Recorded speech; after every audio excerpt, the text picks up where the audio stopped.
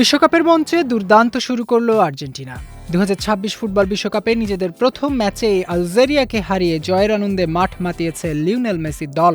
আর সেই উচ্ছ্বাসের সাক্ষী হতে গ্যালারিতে হাজির ছিলেন বাংলাদেশের জনপ্রিয় তারকা দম্পতি নাদিয়া আহমেদ ও SF নাইম। ঐতিহাসিক এই মুহূর্তটি নিজেদের ভেরিফাইড ফেসবুক পেজে ভক্তদের সঙ্গে ভাগ করে নিয়েছেন নাদিয়া।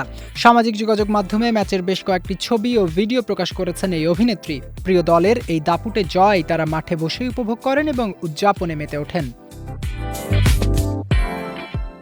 ম্যাচ চলাকালীন নিজেদের কিছু ছবি সামাজিক যোগাযোগ মাধ্যমে শেয়ার করেছেন এই তারকা দম্পতি, যেখানে দারুণভাবে ফুটে উঠেছে তাদের উচ্ছ্বাস ও আনন্দঘন মুহূর্তগুলো। ছবির ক্যাপশনে উদযাপনের আবেগ ফুটিয়ে নাদিয়া লেখেন, ইয়েস, আমরা এখানে আছি, আর্জেন্টিনা 2 আলজেরিয়া 0, লিওনেল মেসি।